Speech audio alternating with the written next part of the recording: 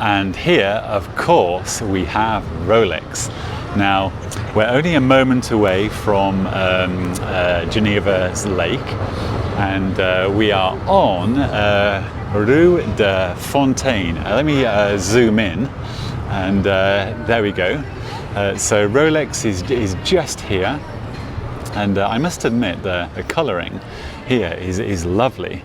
And of course we have the Watches and Wonders W's, and yeah, let me go to the window here, because how super is that?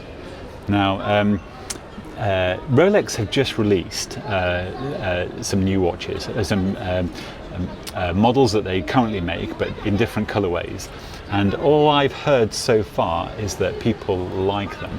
Now I'm sure at some point I will see those. I have seen them, but it would be lovely to video them. But I thought I'd show you those in the window anyway.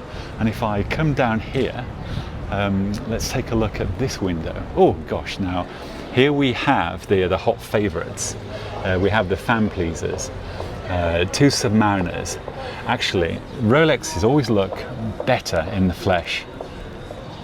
They really do. In this window, I'm going to try and explain. But in this window, there is a dark luster about those dials and bezel that, in the flesh, is definitely an appeal. These Submariners, I do apologise. I probably haven't got them, video too well because of the reflections, but I can tell you through the window that they look so good. And let me zoom in. Now I know that many people will recognize these models and be very familiar with them and perhaps own them, and of course, what a good choice. These are super watches, absolutely lovely. And I'll probably come back to the Submariner because it's such a classic, desirable watch that everyone's the Yachtmaster. Now the Yachtmaster is one of my I'm a big Yachtmaster fan, and I have to be honest, would I go Yachtmaster over Submariner? Now this yellow gold Yachtmaster here, I certainly like. Do I like it more than the Submariner? Gosh, right, straight away I'm in the territory of I want them both, but the Yachtmaster has been catching my eye quite a lot, and it's the bezel, and maybe it's because it's a precious metal, but what a lovely watch. And of course the blue detail on the yachty on the left here.